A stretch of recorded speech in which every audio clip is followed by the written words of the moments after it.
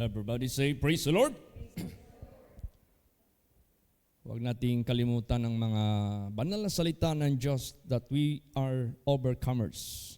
We can overcome all. Lahat ma-overcome natin. Temporal and eternal matters. Spiritual and material. Basta si Jesus, lagi nating tayuan. Basahin po natin ang Isaiah 51 verse 6. Praise the Lord. Lift up your eyes to the heavens, and look upon the earth beneath.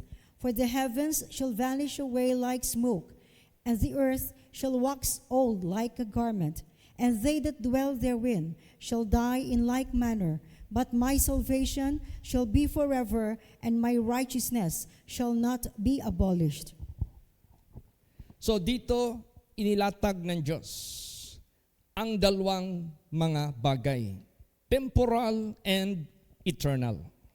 Ay, gipakita sa Ginoo ba, gilatag niya sa tanan nato ang mga butang nga lumalabay o ang mga butang nga lumuluntad. Imagine, kung ang mga scientists ang mag-explain sa mga heavenly bodies in heaven. We called it heavens. Plural because there are so much. Pag sila ang mag-explain sa kanilang mga researches, sasabihin nila billion and billion and billion years. Samantalang sa Diyos, sinalita niya lang, natupad, nagawa lahat. Praise the Lord. Gusto lang ng ating Panginoong Diyos, tumutok tayo sa katotohanan ng Diyos. Diyan tayo magtutok sa Kanya. He is the truth. And He will not tell us any lies. Kung basahin natin ang Biblia, lahat ng mga sinabi niya, lahat totoo, lahat natupad. And no one defies did succeed. Walang nag-defy dyan na naging successful. Wala at wala.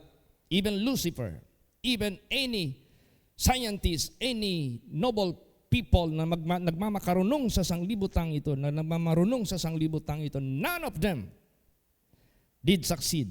And onward and so forth and forever. Kaya dito tayo magtutok sa salita ng Diyos. Sinabi dito, lift up your eyes to the heavens. Plural. There are so much. They are innumerable, and yet God made it just like that. He said, let there be firmament, let there be heavens, let there be. Sinabi niya lang. Nandiyan na. Bilis. And look upon the earth beneath, itong ating tinatayuan. Kung titingin tayo ng globo, titingin tayo ng globe, yan na yan. Ito na yan, earth. For the heavens, plural na naman, shall vanish away like smoke. Paano kaya mangyari yan? The heavens shall vanish like smoke. Well, kung sinabi niya yan, let there be firmaments, let there be heavenly bodies, and it was done. Kung sabihin niya, you vanish, they shall vanish. Ganon ang kapangyarihan ng Diyos. Praise the Lord. Hindi mahirap para sa Kanya. Nothing is impossible. Pag sinabi niya, the heavens, plural, shall vanish. That will vanish. Pag sinabi niya, let there be this and those and that, they will exist. And they existed. Ganon ang kapangyarihan ng Diyos. Doon tayo magbase sa Kanya. Hindi yung mga researches dyan, billion and billion and billion of years. Hanggang mawala tayo sa katotohanan. Hanggang doon na tayo maniniwala sa kanila who are making and doing statements which is against the truth of God. Dito tayo sa Diyos tututok. Mangyari yan. Matupad lahat yan. And the earth shall wax old like a garment. Itong mundong ito, maluluma ito. Tingnan mo ang nangyari ngayon sa mundo. We never experienced this kind of temperature of weather. Tingnan mo, na-record doon sa Pangasinan, umabot ng 51. degrees Celsius. Ang init. Tingnan mo yung Naya. Yung mga sasakyan doon na nakapark, 18 or 19 vehicles were destroyed by fire. Walang ano doon ha, walang nagsindi doon. It is just because of the so-called fervent heat. Bawal pala maglagay sa sasakyan ng alcohol. Kasi pag init na masyado yan, there is a certain degree of heat that will burst. Bawal maglagay ng bottled water sa sasakyan. Pag natamaan niya ng araw, nag-reflect doon sa bote, mamagnify yung ilaw. Pag nakatutok doon sa tela, susunugin yan. Parang maging magnifying glass yan. Doon ko naintindihan. Bawal pala yan, lalot na this kind of temperature na nangyari sa Philippines. Never happened in Dubai, such kind of flood or flooding. Di basta-basta. Never nangyayari yan. So, the earth shall wax old. Darating ang panahon, mag-change lahat. Darating ang panahon, maluluma ito.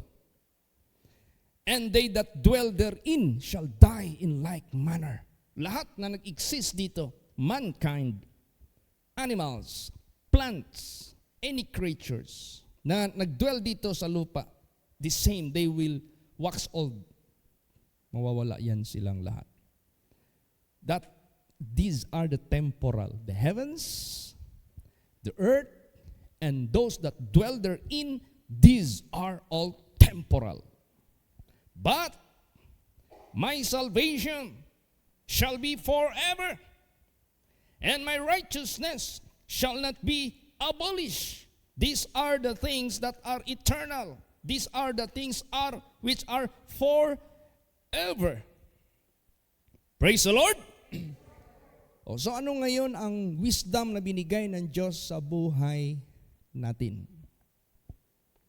Para hindi tayo mag-worship sa mga creatures. Para hindi tayo magtitik sa mga things. Para hindi tayo mag-worship even the heavenly bodies. Para hindi tayo mag-worship even to ourselves. But rather, let us avoid idling, worshiping any creatures of this world. But there is only one to be worshipped, and that is forever, and that is eternal, and that is He who made everything. Praise the Lord.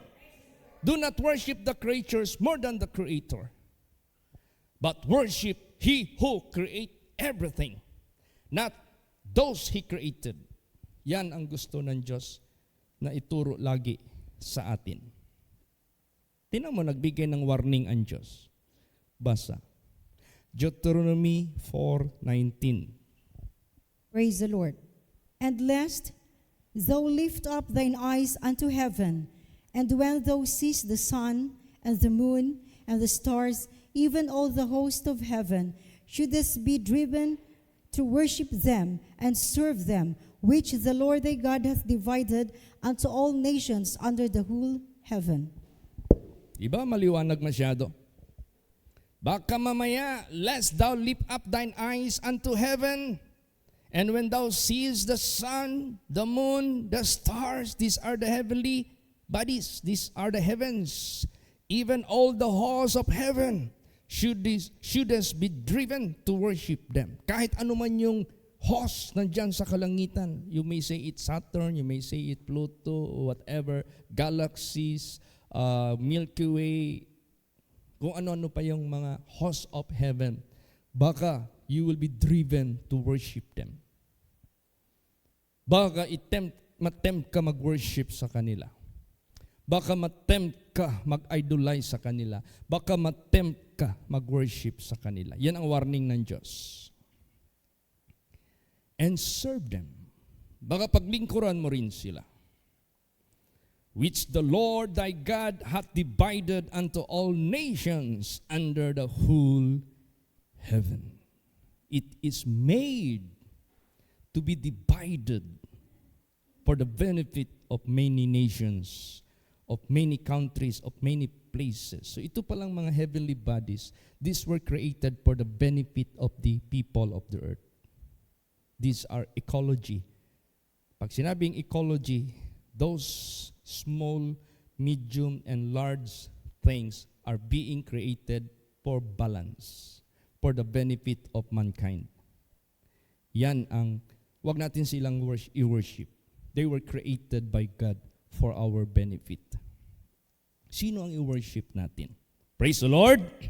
Sino ang i-worship natin? Basa. Isaiah 40:26. The Lord, lift up your eyes on high, and behold, who hath created these things that bringeth out their host by number. He calleth them all by names, by the greatness of his might, for that he is strong in power, not one faileth.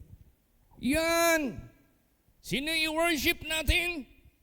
Lift up your eyes to heaven, to any directions, and consider Him who? He who made everything. Ang ating tingnan, ang ating titikan, ang ating i-worship, siya na naglalang sa lahat. Praise the Lord! Hindi ang nilalang niya, including us. Hindi ang nilalang niya, ano pa mang makita. Neither those inventions, neither those future technologies, do not worship them. Do not idolize them. But you must lift up your eyes to heaven and to any direction and consider Him who created everything. It is He who created all things. Praise the Lord. Siya yung ating titikan. Siya yung ating paniwalaan. Siya yung ating i-worship. Siya yung ating paglingkuran. Lift up your eyes on high and behold who hath created these things that bringeth out their host by number and calleth them all by names, by the greatness of his might. For he is strong in power, and not one faileth. Praise the Lord! Doon ang direksyon natin. Siya ang direksyon natin. Kaya kung may mga pagsubok nga noon, na meron kang mga millions na invest, na scam, meron kang thousands na invest, na scam, huwag mong titikan yun. I-let go mo na yun. Praise the Lord. Kung may mga pagsubok na nangyari sa buhay mo na naisahan ka, may mga pagsubok na buhay mo na apakan ang rights mo, may mga pagsubok sa buhay mo na nawala yung mga bagay na importante sa buhay mo, let them pass away. Let them gone. I-let go mo na sila. Huwag mo silang titikan. Huwag mo silang gawing burden mo. Huwag mo silang gawing heavy burden mo sa pagbiyahe mo sa pananampalataya sa Diyos. Let them go. Praise the Lord. Para wala ka nang lingunin. Para wala ka nang titikan. Isa lang titikan mo, He who created everything, who named all things, His power, His greatness, His glory shall never pass away, and no one faileth. Praise the Lord.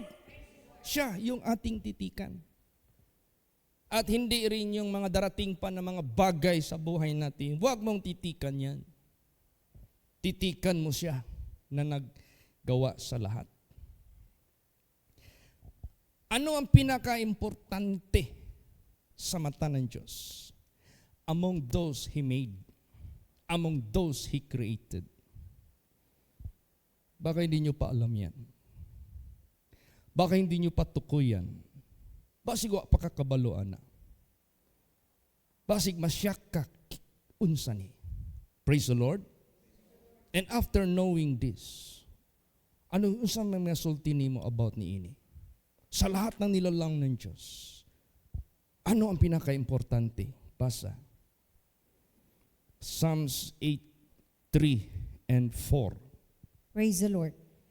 When I consider thy heavens, the work of thy fingers, the moon and the stars which thou hast ordained, what is man that thou art mindful of him, and the Son of Man that thou visitest him? Tao ay mas higit halaga. Mahalaga ang tao. Mas higit, mas mahalaga. Mas higit mahalaga ang tao. Ikaw, mas higit sa lahat sa mga nilalang ng Diyos. Ako, mas higit sa lahat ng mga nilalang ng Diyos. Tayo, mas higit sa lahat ng mga nilalang ng Diyos. Praise the Lord. Unawain mo yan. Intindihin mo yan. Para magpasalamat ka sa Diyos. Para magpuri ka sa Diyos. Bakit kaya? Bakit kaya? Kaya kanina habang inawit natin yung deeper and deeper, alam mo ito mga old songs na ito. Alam mo ang mga nag-compose nito, anointed by God, inspired by the Holy Spirit. Kung meron kang napupursi sa mga message na ngayon na ipinipreach sa inyo, pag inawit mo yung deeper and deeper, ma-imagine mo why we should be deeper and deeper in His understanding. Why we should be deeper and deeper in His wisdom, in His knowledge. Diyan mo malalaman. Napaka-importante mo sa lahat. Bakit? Anong meron sa iyo? May isang bagay sa buhay ng tao na gusto ng Diyos mangyari. Our bodies that must not be expelled. Praise the Lord. Our bodies should not perish, but must have everlasting life. Yun ang nakikita ng Diyos. That is why He put more important or importance than anything but to us. Kaya huwag nating isi-isihin ito. Huwag natin itong i-fail. Huwag natin itong i-take light lang. You must go deeper and deeper and deeper and deeper. Alam mo, pinalagyan ko lang yung Montero, yung Sorrento ng mudguard. Nakausap ko yung may-ari ng business establishment. Nag-usap kami.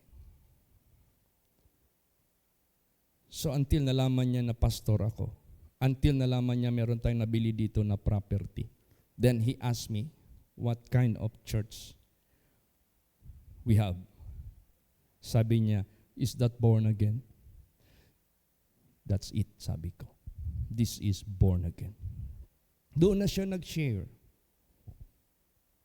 na siya rin pala ay na-born again by the word of God. Then nag-usap na kami. Siya na mismo nagsabi sa akin, Sir, dumaan ako na malaking business. I have all these things. But I have full of vices. I have full of sinful living. Nung lumapit ako sa Panginoong Diyos, nawala halos lahat ng aking business. Grabing pagsubok sa akin. Grabing test sa akin. Yung pala gusto lang ng Diyos, i-overhaul ako. I-put down ako. I-humble ako. Para hindi ako tititik sa bagay na material. Kasi lahat yan ay hindi madadala. Lahat yan ay temporary. Now I learn. At mapalad ako dahil I have fellowship with the Word of God. Sabi niya sa akin. Sabi ko, mapalad ka. Dahil na dumating sa iyo ang opportunity, the Word of God. It is the Word of God that matters here. It is God that matters here. It is Jesus Christ that matters here. Praise the Lord! Kaya tayo ang pinaka-importante among His creatures. Tayo. What is man that thou art mindful of him? What is man that calls you to come down on earth? What is man that calls you to humble yourself? What is man that calls you to die for them? What is man that calls you to be resurrected and to be ascended and to be coming back again? And that is only for man. Cause. Tao lang ang dahilan. Lahat ito ginawa niya. Praise the Lord. So tayo ngayon sa buhay natin, tayo pala ang pinaka-importante nila lang ng Diyos. Tayo pala ang pinakahigit sa lahat. So be thankful. So, hinayag pala ng Diyos lahat na He is the only one to be worshipped, He is only one to be served, then let us do it. Praise the Lord. Let us do it with joy. Let us do it with gladness. Let us do it with all the grateful heart. Gawin natin yan ng buong puso. Let us not be weary in well-doing. They that wait upon the Lord shall renew and renew and renew their strength. They shall mount up with wings as eagles. They shall run and not be weary. They shall walk and not faint. Why? Paul said, our sufferings are not worthy to be compared of the glory that shall be revealed on the last day. Praise the Lord. Walang ano yan, sinabi yan. Mga pagtitiis natin. Isang iglap lang yan. Ina mo, pag sinabi ng Diyos, all heavens vanish away, they shall be like smoke. Wala na yan lahat. Pag sinabi niya, there will be new heavens, nandyan. The old earth will be burned with a fervent heat. Wala yan. Pag sabi niya, there will be new heavens, bagong mga langit. Pag sinabi niya, there will be new earth, may new earth. Yan man ang nakalagay sa Bible. It will not take billion and billion and billion years. Praise the Lord. It is a matter of saying it. Sasabihin niya lang. Because He is powerful. He is forever. Kaya doon nakatutok yung ating faith sa Diyos, kay Lord Jesus Christ. Huwag sa iba. Madidisip tayo. Praise the Lord. Kaya tinan mo warning ng Diyos. When you look up to heavens, moon, the sun, and the stars, which I have divided among the nations, it might be driven you to worship them. No, do not. Let us look up in heaven and consider who made everything. Siya yung ating itingnan. Siya yung ating titikan. He can let go the heavens and the earth to pass away. But He cannot let go human to perish. Basahin natin yan. Matthew 24:35. Praise the Lord. Heaven and earth shall pass away, but my words shall not pass away. Yan. Yes, heaven and earth shall pass away, but my words shall not pass away. What do you mean of that? Gusto mong shall not pass away? Gusto mong shall not perish? Then, believe the word of God. Keep the word of God. Obey the word of God. And that is God Himself, and that is Jesus Christ Himself.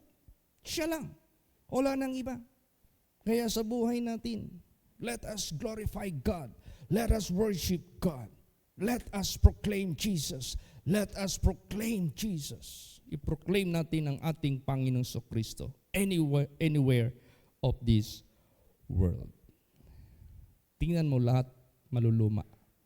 Everything will be old, but Jesus never. Basahin natin. Hebrews 1 verses 11 and 12. Praise the Lord.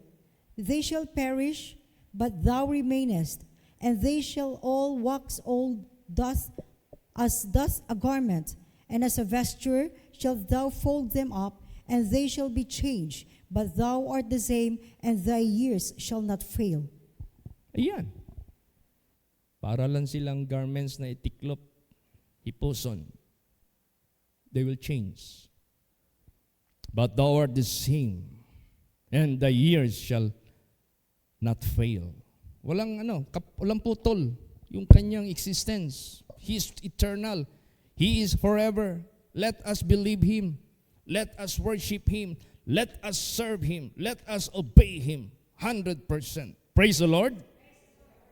Hindi ka mapapahamak. Hindi ka mapapahamak. Samantalang ang sanglibutang ito.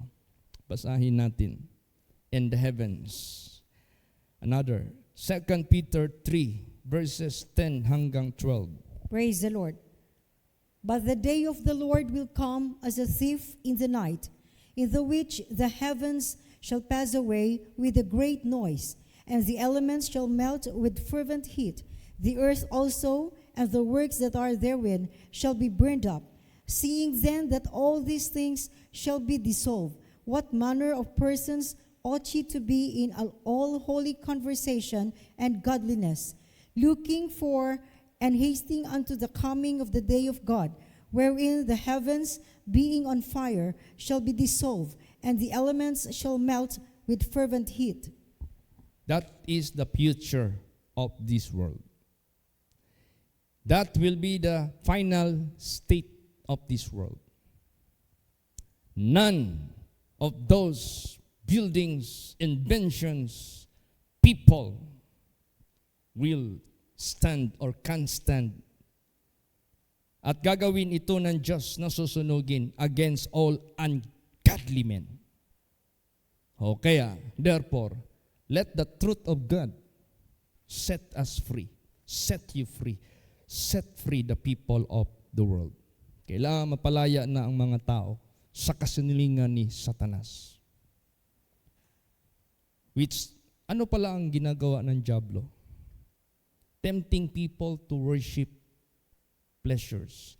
Tempting people to worship person to person, idols, false gods, false prophets, false Christ. Yan yung pakana ni Satanas. Basta wag lang sa true God. Basta wag lang sa true Jesus. And even those who are holding the name of Jesus can also be deceived anytime. Tingnan mo. Kahit nag-hold ka pa sa pangalan ni Jesus, you can be deceived. Ganun. Kaya, this is not a joke. Pag alanganin yung paghanap mo sa ating Panginoong Diyos, you cannot find Him. Maraming hadlang eh. Maraming balakid. Maraming fakes. Maraming mga scammers driven by Satan. Kaya, ito ang future ng sanglibutang ito. Will be melted with a fervent heat. Tingnan mo, ilan lang ang temperature doon sa Manila. Sunog kagad yung ano. Tapos marami pang mga sasakyan nagsiputukan. Posible may alcohol yung sasakyan. Sumabog. O kaya meron doong mga flammable lighter, magsabog yan. Painit na ng painit ang mundo. Sa kabilang pikas naman, baha. Tingnan mo, at the same time, init, baha, matindi ang mundong ito. Walang country dito magmamayabang. Kasi sobra na ang pag-worship ng mga tao sa Dubai. Did you notice that? Anything that which people worship, idolize, praise, God is a jealous God. Talagang gumagawa siya ng paraan to supalpal. Hey, sabi ng Diyos, look at me. I am He who created you. I should be worshipped. I should be believed. I should be obeyed. Not those things which I have created. Not those things which God had made or have made. Hindi yan. Yan ang pang ano ng Diyos yan eh. Pangyanig sa mga tao sa sanglibutang ito. Kaya maliwanag yung message. Kahit saan tayo magpuntang direksyon sa mundong ito, they shall wax old. They shall perish. They shall be burned with a fervent heat. So sinabi dyan, what kind of living, what kind of life we should live in holiness, in righteousness, para hindi tayo makasali sa puot ng ating Panginoong Diyos. But we shall be with Him forever and ever. Bakit? There is only one God that shall remain and the same forever and ever. So if you believe in Him, kung maniwala ka sa Kanya, sa Word niya, kasi itong God, Word at Jesus, iisa lang yan. Yung righteousness from the Word of God, yan yung God which is righteous. Basahin natin yan. Isaiah 51 verse 8. Praise the Lord. For the moth shall eat them up like a garment, and the worm shall eat them like wool. But my righteousness shall be forever, and my salvation from generation to generation. Yan ang importante. Lahat kakainin ng mut. Lahat kakainin kung ano pa yung mga bagay na mga makakabulok.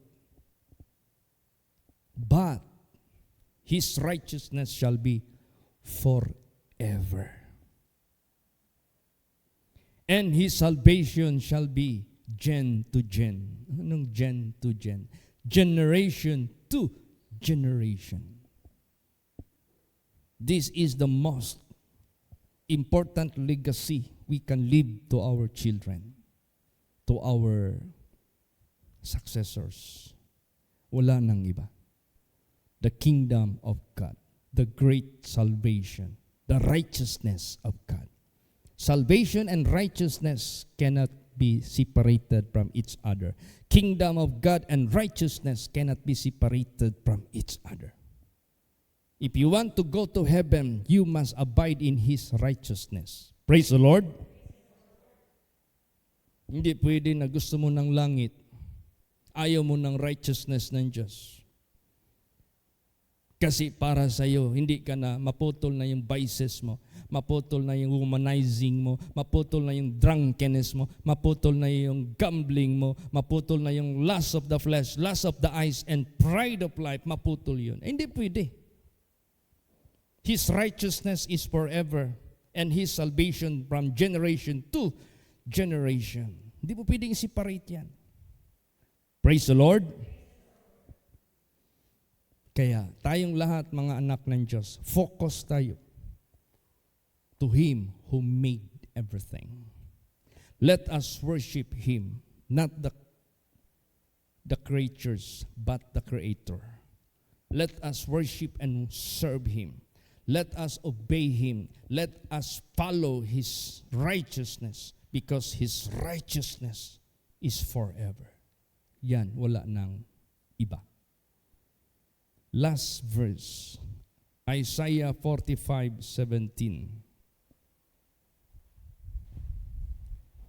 Praise the Lord. But Israel shall be saved in the Lord with an everlasting salvation. Ye shall not be ashamed, for nor confounded, world without end. Yan, why Israel? Why Israel? Because Abraham did believe God and obey, and he became a friend of God. Ang ginawa ng Diyos, He promised, He pledged, He swear that in blessings, He will bless him. And in his seed, He will bless.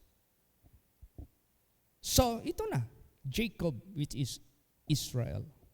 And those who believe Jesus Christ, you will never become or remain foreigner and alien from the commonwealth of Israel. Pag maniwala ka kay Jesus Christ, you are what? Among the commonwealth of Israel. Yung kaligtasan na pinag-usapan dito. Because you believe the God Abraham believed. Praise the Lord. And by the seed of Abraham, which is no other than, which is Jesus Christ, by Jesus Christ, you will be among the sons of Abraham. And you will be among the land of the living. And He is the God of the living. So kung God mo siya, among the living ka, kasama ka lahat. Package sa everlasting salvation ng Diyos. Sa new heavens and a new earth, nandoon ka. Hindi, you will never perish, but you will have everlasting life. Kaya doon tayo magtitik. Praise the Lord. Doon tayo mag-focus sa Kanya ng husto. Kaya hinayag na ng Diyos, temporal and eternal. Then pili tayo. Huwag nating piliin yung temporal. Temporal, it is only good for our living. short time dito sa sanglibutang ito.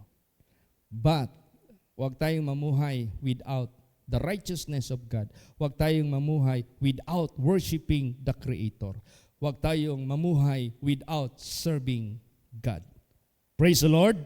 Pag yan ang gagawin natin, 100% yan, you will be among Israel. God will save Israel and His salvation is everlasting. Then, a world without end. Walang hanggang sanglibutan. Not the old world. The old world will be ended. The old world will vanish away. But the new one is forever. Kaya, to God be the glory. Pasalamatan natin ang ating Panginoong Diyos for the greatness of His mercy, for the greatness of His love to us. The more we continue in His Word, the more deeper we can reach. The more deeper we reach the deep things of God, the more we will be stronger and stronger. The more we will be stronger and stronger, the more we have the so-called assurance sa buhay natin, sa ating kaligtasan. Maging worry-free tayo. Praise the Lord. Kaya i-pray natin ang ating preparation for the coming celebration. We are not just celebrating because we are being organized as organization or church or congregation. No, we will be celebrating for the great salvation which God hath made to us. At maglingkod tayong lahat for that direction, for that purpose. Praise the Lord! Magsitayo po ang lahat.